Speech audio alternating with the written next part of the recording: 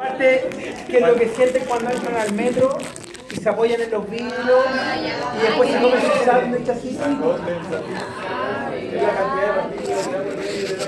Muy bien, ahí tenemos una luz 7. La humedad es la cantidad de agua en suspensión que hay en un sector determinado de la atmósfera. ¿Ya? Cantidad de agua en suspensión. Que hay en un lugar determinado de la atmósfera. Muy bien. ¿No se escucha? Es que hay dos posibilidades. Una que hable más fuerte, otra que ustedes hablen más despacio. ¿No? Podríamos conjugar las dos cosas. ¿O no? ¿Sí? Sí. Ya. Veamos. ¿Ah? Exactamente. La cantidad de agua que hay suspendida, ¿ya?, en un espacio determinado de la atmósfera. Cuando uno se baña, esa vaporización está suspendida en la atmósfera. ¿Ya? Es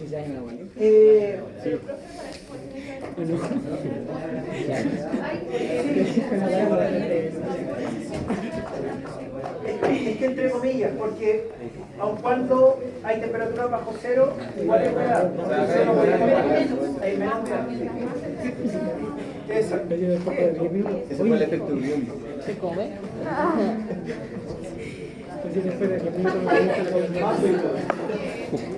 ¿Era clima?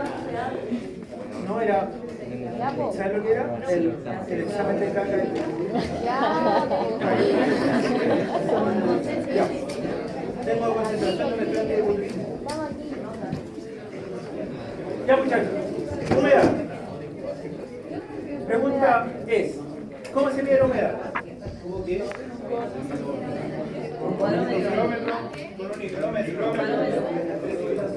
El instrumento se llama higrómetro, muy bien.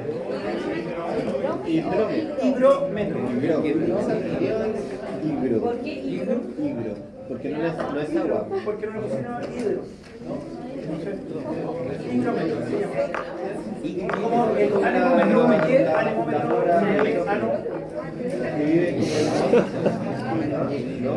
¿Ya? Pero la pregunta es otra. ¿Cómo se mide la humedad? ¿Cómo funciona un higrómetro?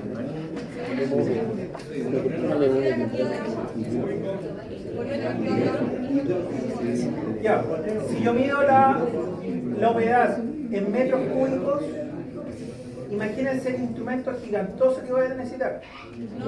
Pero también les puedo decir que muchos celulares tienen medición de humedad. ¿Cómo se mide la humedad?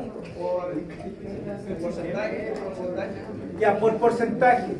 ¿El porcentaje de agua que resulta en el... Ese porcentaje de agua, ¿cómo se mide? A través de una placa de cobre.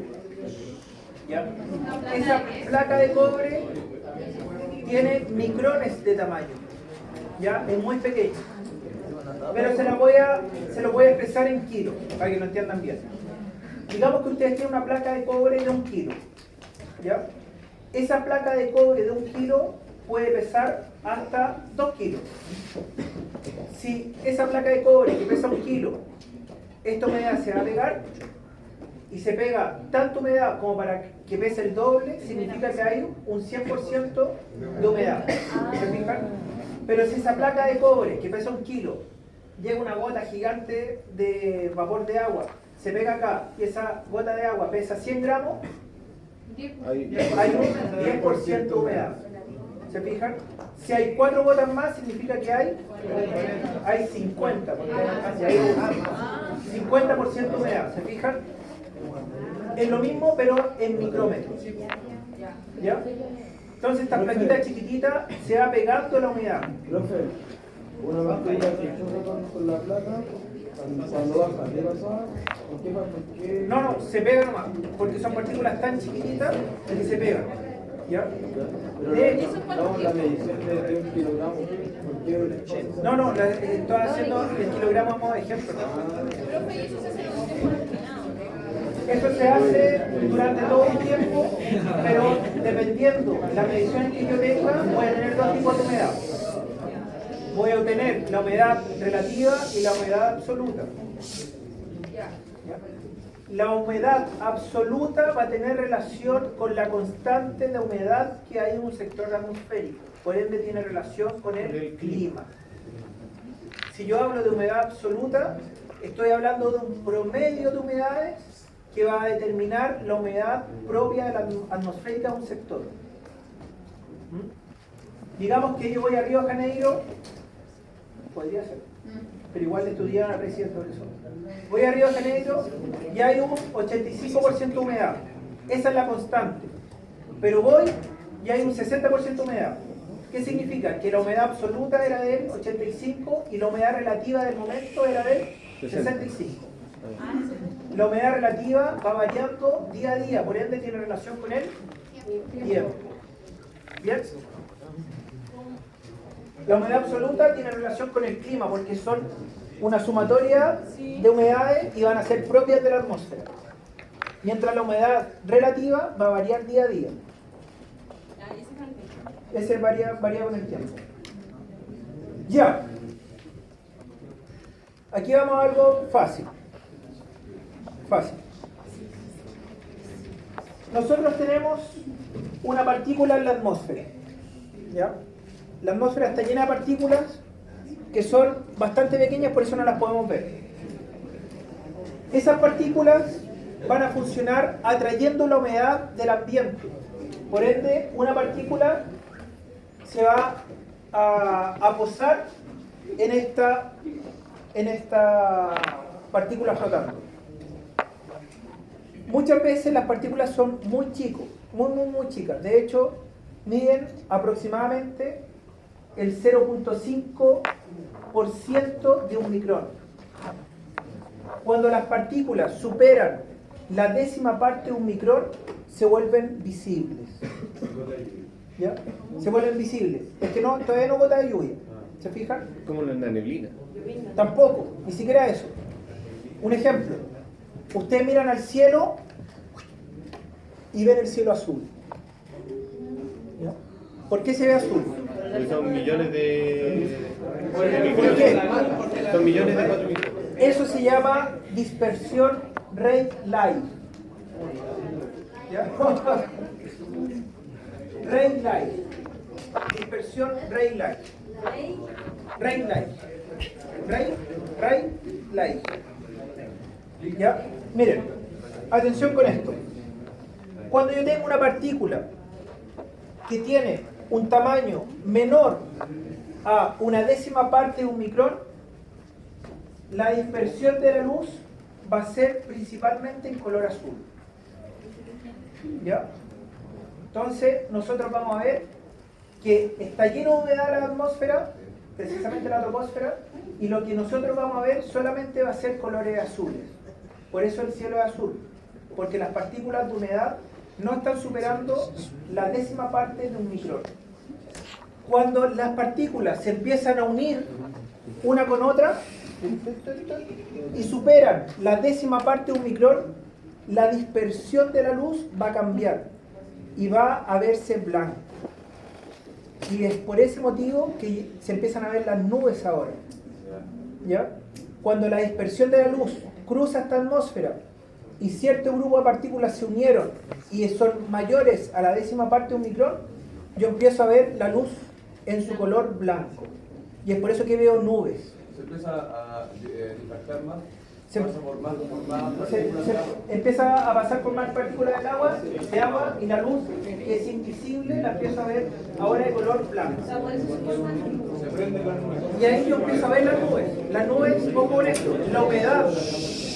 Y por eso necesito que comprendan esto. La humedad, donde están las nubes, en realidad siempre están. Una cosa es que no las veo. No las veo porque no hay suficiente saturación para poder dispersar esta luz. Cuando se empiezan a juntar varias partículas y esas partículas son superiores a la décima parte de un micrón, yo empiezo a ver las nubes. ¿Se fijan? O sea que si yo pudiera volar, por ejemplo, si me fuera hacia arriba y volar, me mojaría la ropa. Sí, siempre. Te mojaré la ropa por la humedad que hay. Por la humedad que está. ¿Cómo se hacen las nubes?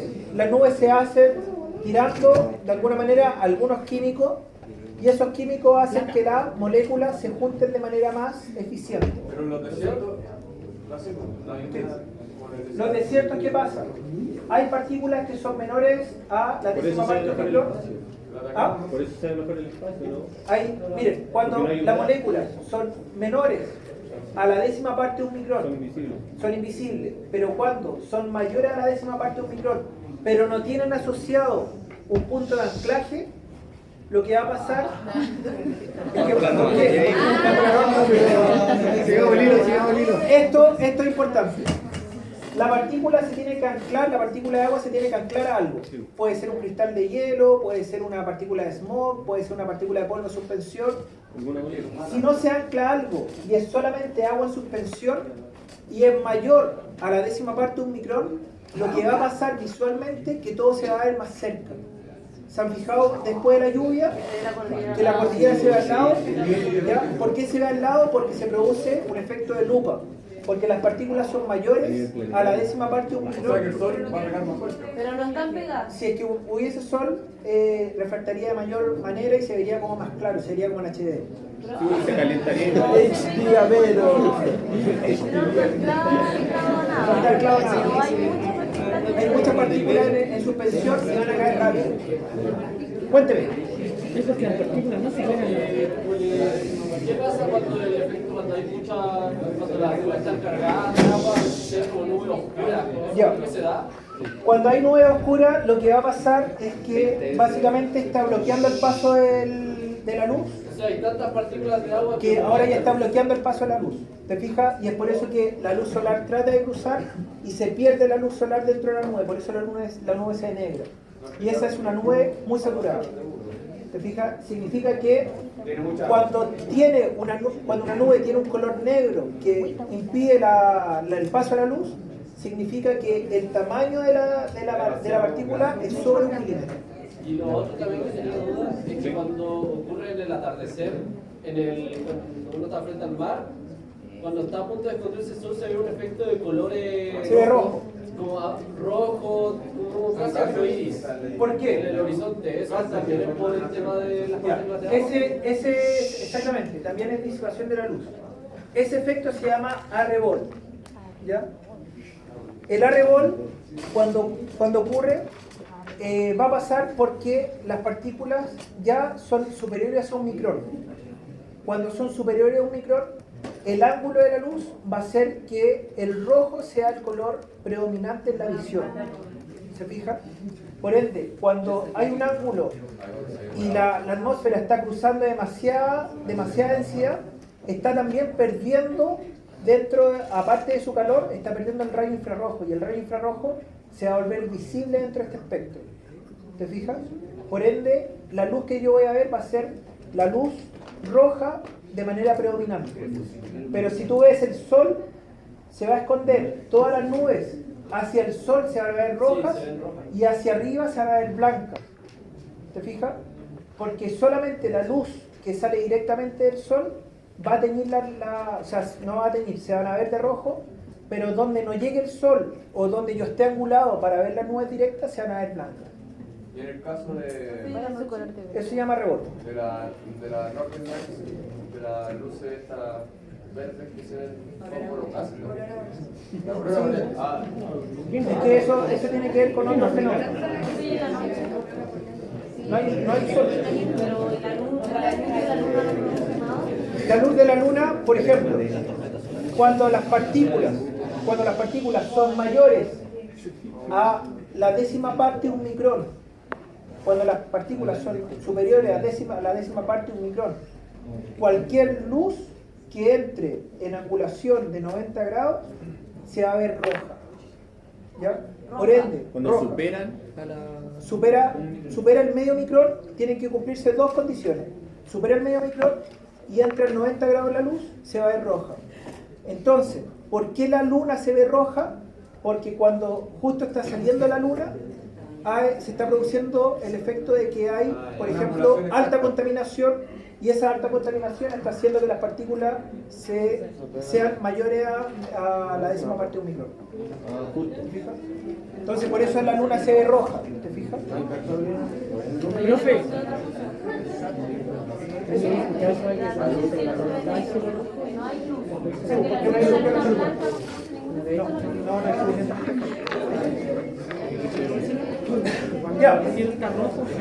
Ya, ¿les quedó claro hasta ahora? Ya, nubes. Entonces, esta humedad va a producir nubes. ¿Qué tipos de nubes? Ay, a mí me encanta.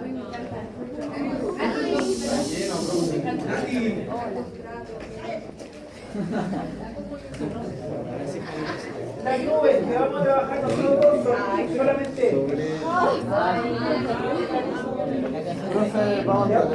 sí, esto lo voy a mandar. Miren,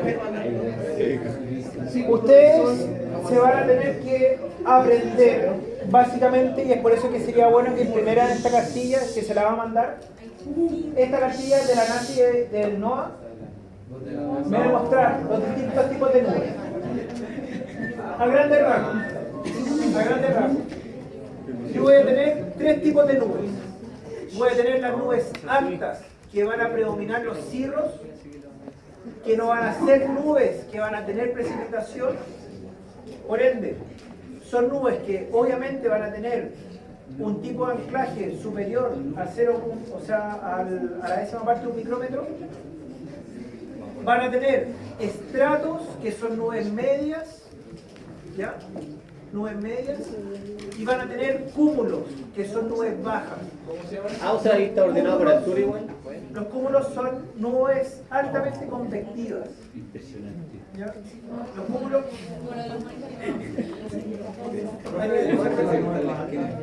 Los cirros. Ya pueden llegar de 5 a 15.000 metros.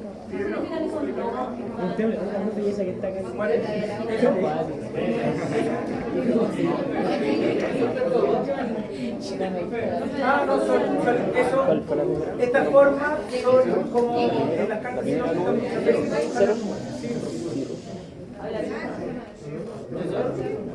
Las nubes altas alcanzan el límite de la atmósfera. El límite de la atmósfera. 15.000 metros. Las células de Hartley son las que evitan de que suban más. ¿Ya? Acá tenemos entonces nubes altas, nubes medias, nubes bajas y nubes convectivas. Los cumulonimbos y los cúmulos. ¿Se fijan? Les vamos a subir esta cartilla, léanla. También hay datos importantes de por qué las nubes se llaman de cierta manera. ¿Ya? Profe, ¿y ese cuando se ve como una aureola?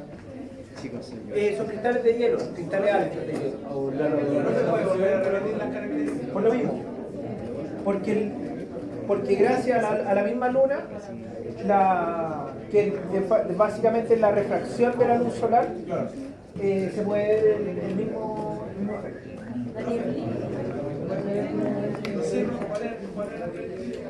Ya, los cirros son nubes altas. Muchas veces van a estar hechas de cristales de hielo. Miren, atención con esto. Los cirros en realidad no van a generar precipitación. ¿Por qué no generan precipitación? Porque si bien pueden caer, se van a evaporar antes de llegar a los estratos inferiores. Cuando caen, porque hay cirros que empiezan a caer o estratos que empiezan a caer. Cuando los estratos o los cirros precipitan, ¿ya? Se empiezan a evaporar antes de llegar a la Tierra. Entonces van a haber nubes que como que se desarman hacia abajo. Esas nubes, ese efecto de nubes que se desarman hacia abajo se llama virga.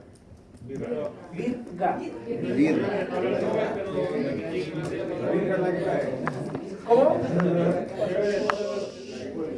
Todas las nubes pueden precipitar y es por eso que la precipitación puede ser otro factor.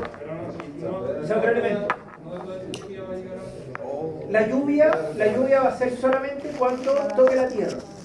Y además la lluvia tiene que cumplir un requisito primordial.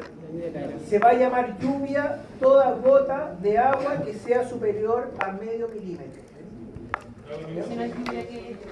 Si es menos de medio milímetro, se va a llamar neblina. Neblina, Neblina. Ya, ¿les quedó claro?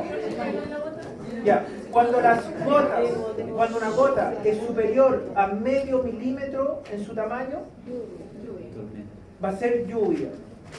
Cuando la gota es inferior a medio milímetro en su tamaño,